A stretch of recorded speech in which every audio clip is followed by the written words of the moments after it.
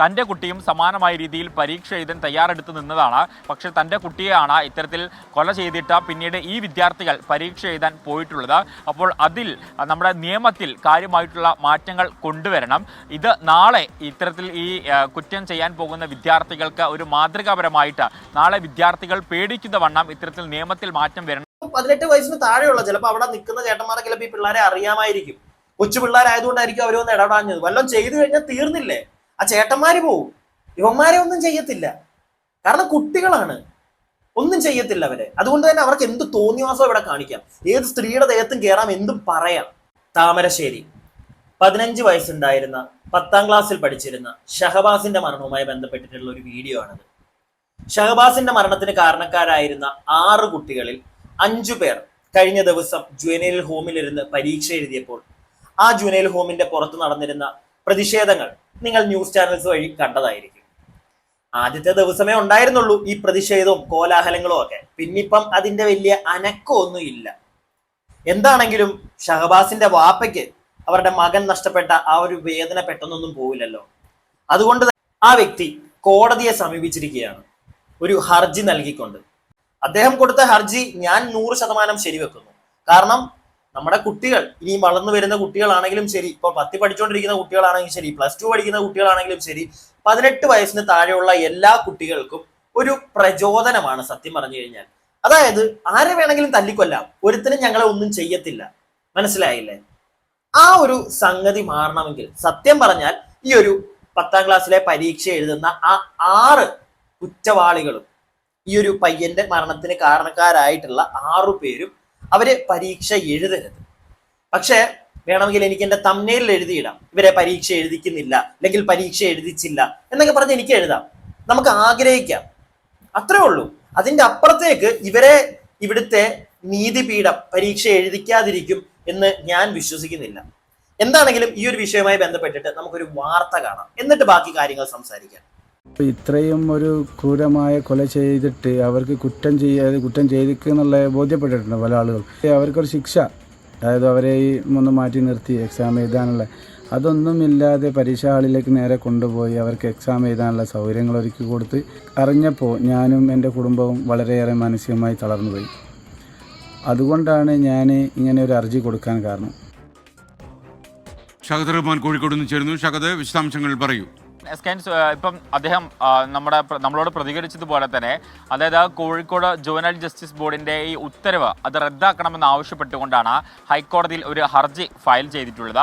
ആ ഹർജി ഇന്നായിരുന്നു പരിഗണിക്കേണ്ടിയിരുന്നത് മുൻ നിശ്ചയിച്ച പ്രകാരം.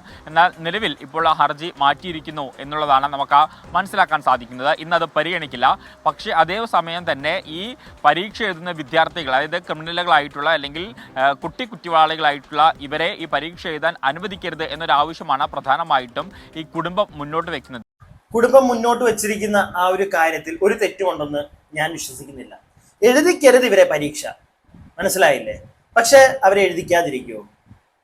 അവര് ബാക്കിയുള്ള പരീക്ഷകളും എഴുതും, നിങ്ങൾ കണ്ടോളൂ.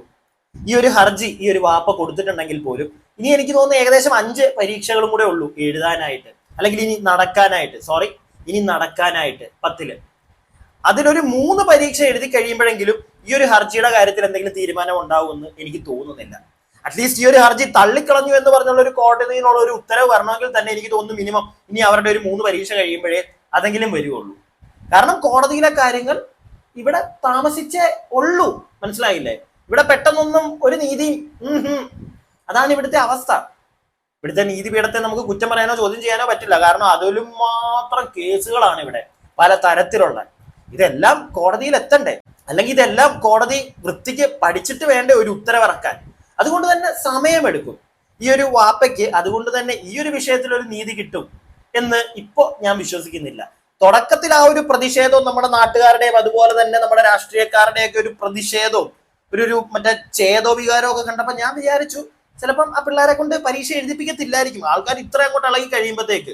പക്ഷെ അതൊക്കെ ആദ്യത്തെ ആ ഒരു ദിവസം മാത്രമേ ഉണ്ടായിരുന്നുള്ളന്നേ. നമ്മുടെ രാഷ്ട്രീയക്കാർ ചേട്ടന്മാർക്കാണെങ്കിലും ആദ്യത്തെ ഒരു ത്വരയൊക്കെ ഉള്ളൂ 10 പേരെ കാണിക്കാൻ, കുറച്ച് മീഡിയാസിന്റെ ഫ്രണ്ടിൽ ആ ഒരു കവറേജ് കിട്ടാൻ, അത്രേ ഉള്ളൂ. അതല്ലാതെ ആ കുട്ടിക്കും ആ കുട്ടിയുടേതായ ഒരു വാപ്പയ്ക്ക് അവരുടെ ഫാമിലിക്ക് നീതി കിട്ടണമെന്ന് വിചാരിച്ചുകൊണ്ട് ഇവിടെ ആരും ഇറങ്ങിയിട്ടുണ്ടെന്ന് ഞാൻ വിശ്വസിക്കുന്നില്ല. അങ്ങനെയായിരുന്നെങ്കിൽ ചിലപ്പോൾ നേരത്തെ തന്നെ ആ പിള്ളേരുടെ പരീക്ഷയൊക്കെ എഴുതിക്കുന്നത് നിർത്തിയേനെ. ഇനിയിപ്പോ എന്റെ അറിവിൽ ഇനി ഒരു 5 പരീക്ഷയും കൂടെ ഉള്ളൂ. ഇന്നായിരുന്നു ആ കോടതി, ഹൈക്കോടതി ഈ ഒരു ഹർജി പരിഗണിക്കേണ്ട ദിവസമായിരുന്നു. പക്ഷെ അത് നീക്കി വെച്ചേക്കുന്നു. ഇനി എന്നാണ് ഇതൊന്ന് നോക്കാൻ പോകുന്നത്? കോടതിയുടെ ഭാഗത്തുനിന്ന് ഒരു കണ്ണെങ്കിലും ഈ ഒരു ഹർജിയിലേക്ക് ഇടാൻ പോകുന്ന എന്നായിരിക്കും? എല്ലാം കഴിഞ്ഞു കഴിയുമ്പോഴും വെറുതെ ആ വാപ്പയുടെ കുറെ സമയം ഇതിന്റെ പുറകെ നടന്ന് അഡ്വക്കേറ്റിന് കാശും കൊടുത്ത് അദ്ദേഹത്തിന്റെ കുറെ പണവും പോയി. ആ പാവപ്പെട്ട കുടുംബത്തിന് പിന്നെയും കുറെ നഷ്ടം. അതായിരിക്കും സംഭവിക്കാൻ പോകുന്നതെന്നാണ് എനിക്ക് തോന്നുന്നത്. നിങ്ങൾക്ക് എന്താ തോന്നുന്നത്? അദ്ദേഹം പോകുന്നതിനകത്ത് ഞാൻ ഒരിക്കലും തെറ്റു പറയില്ല. അദ്ദേഹം പോണം. പക്ഷെ അദ്ദേഹത്തിന് എന്തുകൊണ്ട് നീതി കിട്ടുന്നില്ല? ഇന്ന് തന്നെ പരിഗണിക്കേണ്ടതായിരുന്നു. അത് മാറ്റിവെച്ചു. ബാക്കി അതിന് പ്രധാനപ്പെട്ട കാരണം എന്ന് പറയുന്നത്, കാരണം ഇത്തരത്തിൽ ഈ ക്രിമിനൽ വാസനയുള്ള വിദ്യാർത്ഥികളെ പരീക്ഷ എഴുതാൻ അനുവദിച്ചാൽ അത് സമൂഹത്തിന് തെറ്റായ ഒരു സന്ദേശമാണ് നൽകുക. അതുകൊണ്ട് ഈ വിദ്യാർത്ഥികളുടെ പരീക്ഷ റദ്ദാക്കണം. തൻ്റെ കുട്ടിയും സമാനമായ രീതിയിൽ പരീക്ഷ എഴുതാൻ തയ്യാറെടുത്ത് നിന്നതാണ്. പക്ഷെ തൻ്റെ കുട്ടിയെയാണ് ഇത്തരത്തിൽ കൊല ചെയ്തിട്ട് പിന്നീട് ഈ വിദ്യാർത്ഥികൾ പരീക്ഷ എഴുതാൻ പോയിട്ടുള്ളത്. അപ്പോൾ അതിൽ നമ്മുടെ നിയമത്തിൽ കാര്യമായിട്ടുള്ള മാറ്റങ്ങൾ കൊണ്ടുവരണം. ഇത് നാളെ ഇത്തരത്തിൽ ഈ കുറ്റം ചെയ്യാൻ പോകുന്ന വിദ്യാർത്ഥികൾക്ക് ഒരു മാതൃകാപരമായ നാളെ വിദ്യാർത്ഥികൾ പേടിക്കുന്ന വണ്ണം ഇത്തരത്തിൽ നിയമത്തിൽ മാറ്റം വരണം എന്നതടക്കമുള്ള കാര്യങ്ങൾ ചൂണ്ടിക്കാണിച്ചുകൊണ്ടാണ് ഇപ്പോൾ ഈ പിതാവ് കോടതിയെ സമീപിച്ചിരിക്കുന്നത്. എന്തായാലും നിലവിലെ സാഹചര്യത്തിൽ ഇന്ന് കേസ് പരിഗണിക്കുന്നില്ല. അടുത്ത ദിവസം ഈ കേസ് പരിഗണിക്കും എന്നുള്ളൊരു കാര്യമാണ് നിലവിൽ നമുക്ക് ലഭ്യമാകുന്ന വിവരം. ഓൾറെഡി സമൂഹത്തിന് തെറ്റായിട്ടുള്ള ഒരു സന്ദേശം കൊടുത്തു കഴിഞ്ഞു ഈ കുട്ടികളെ പരീക്ഷ എഴുതിപ്പിക്കുന്നതിനകത്തൂടെ തന്നെ, അല്ലേ? മരണപ്പെട്ട അവനും പരീക്ഷ എഴുതായിരുന്നതാ. അവന് നഷ്ടം, അവന്റെ ജീവനും പോയി, അവനെ എഴുതാതിരുന്ന പരീക്ഷ എല്ലാം പോയി. പക്ഷെ അവനെ കൊന്നവന്മാർക്ക് പരീക്ഷ എഴുതാം, കൂടിപ്പോയ 1-2 വർഷം കഴിയുമ്പോൾ വീണ്ടും പുറത്തേക്ക് ഇറങ്ങാം, അത് കഴിഞ്ഞ് വീണ്ടും ഇവിടെ അപരാധം കാണിക്കാം, എന്തും ചെയ്യാം. സമൂഹത്തിന് തെറ്റായിട്ടുള്ള ഒരു സന്ദേശം തന്നെയാണ് കൊടുക്കുന്നത്. ഈ ജുവനൈൽ ജസ്റ്റിസ് ആക്ടിലെ പല കാര്യങ്ങളും മാറ്റേണ്ട സമയം കഴിഞ്ഞു. പ്രത്യേകിച്ച് നമ്മുടെ ഈ ഒരു കാലഘട്ടത്തില് ഇന്നത്തെ കുട്ടികളൊക്കെ എന്താ പറയണ്ട, നമുക്കൊരു പരിധിയിൽ കൂടുതൽ കമ്മ്യൂണിറ്റി ഗൈഡ് ലൈൻ അടിക്കുന്നതുകൊണ്ടാണ് പല വാക്കുകളും ഞാൻ വിഴുങ്ങിക്കളയുന്നത്. നമുക്ക് പറയാൻ പറ്റില്ല. ബോൺ ക്രിമിനൽസ് ആണ് ഇന്ന് വളർന്നു വരുന്ന പല ഡുണ്ടാമണ്ടികളും, അല്ലേ? ഒന്ന് ആലോചിച്ച് നോക്കൂ നിങ്ങൾ. വളരെ എനിക്ക് നിങ്ങളോട് പറയാൻ ഞാൻ വേണമെങ്കിൽ അതും കൂടെ പറയാം. ഒരു കാര്യം കൂടെ ഉണ്ട്. ഇത് പേഴ്സണൽ ലൈഫിൽ നിന്ന് സംഭവിച്ചതാണ്. എനിക്കല്ല, എൻ്റെ ഒരു സുഹൃത്തിന് ഈ കഴിഞ്ഞ ദിവസം എന്ന് പറയണ്ട, ഇന്നലെ എൻ്റെ ഒരു ഫ്രണ്ടിന്റെ കുട്ടി, പിന്നെ അവളുടെ ഒരു ഫ്രണ്ട്, ഇവര് 3 പേരും കൂടെ കാറിൽ സീപോർട്ട് എയർപോർട്ട്, നമ്മുടെ എറണാകുളം സീപോർട്ട് എയർപോർട്ട് റോഡ് പോയിട്ട് എവിടെയോ ഒരിടത്ത് അവർ ചായക്കടയിൽ നിർത്തി ചായ കുടിക്കാൻ ഇറങ്ങിയപ്പം അവള് പറയുന്നുണ്ടായിരുന്നു, എന്നെ വിളിച്ച് കാര്യം പറഞ്ഞതാണ്. കുട്ടികൾ കൂടിപ്പോയ ഒരു 21 വയസ്സ് അല്ലെങ്കിൽ 22 വയസ്സ് കാണുള്ളൂ. എനിക്ക് തോന്നുന്നു അതിലും താഴെയാണ് ആ കുട്ടികൾ. അവര് ഈ ഹാൻഡ്സോ അങ്ങനെയുള്ള സാധനങ്ങൾ അവരുടെ ഒന്നും പോലും അടുക്കാൻ പറ്റുന്നില്ല. അവന്മാർ ഇതൊക്കെ കുത്തി കയറ്റിയിട്ട് മണമാണ്, ഭയങ്കര മണമാണ് ഇവന്മാര് വന്നിട്ട് ഇവരൊക്കെ ചായ കുടിച്ചിട്ട് അവളും അവളുടെ കുട്ടിയും കൂടെയൊക്കെ കാരണത്തോട് കയറിയപ്പോഴത്തേക്ക് പിള്ളേർ വന്നിട്ട് അനാവശ്യമായിട്ടുള്ള സംസാരങ്ങൾ അവളോട്. മനസ്സിലായില്ലേ ഏത് തരത്തിലാണെന്ന്? അവളുടെ ദേഹത്ത് ഒരു വൃത്തികെട്ട രീതിയിലുള്ള സ്പർശനം, ഇങ്ങനെയുള്ള പരിപാടികളൊക്കെയാണ്.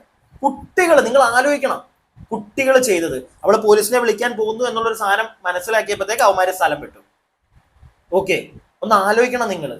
നമ്മുടെ എറണാകുളത്താണ് ഈ പരിപാടി നടന്നത്. അധികം ആൾക്കാർ അവളൊന്നും എന്നോട് പറയുന്നുണ്ടായിരുന്നു, അവിടെയൊക്കെ ചേട്ടന്മാരൊക്കെ നിപ്പുണ്ടായിരുന്നു, പക്ഷെ ഒരാൾ പോലും ജസ്റ്റ് വന്നു നോക്കി അവരവരുടെ പാട്ടിന് പോയി. ഒരാളും ഇടപെടില്ല. കാരണം എന്തുകൊണ്ടാണ്? ഇനിയിപ്പം 19-20 വയസ്സുണ്ടോന്ന് തന്നെ അറിയില്ല.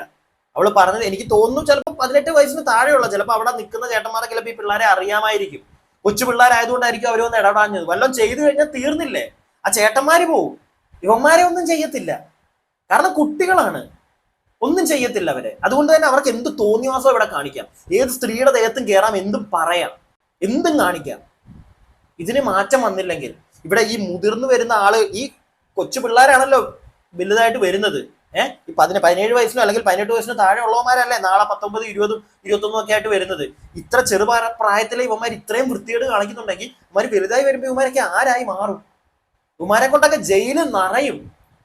അതുകൊണ്ട് തന്നെ നേരത്തെ കാലത്തെ ഇവിടുത്തെ ജുവനൈൽ ജസ്റ്റിസ് ആക്ടിലെ കാര്യങ്ങളൊക്കെ മാറ്റിയിട്ട് കുട്ടികൾക്കും അത്യാവശ്യത്തിനുള്ള പണിയൊക്കെ കൊടുക്കണം.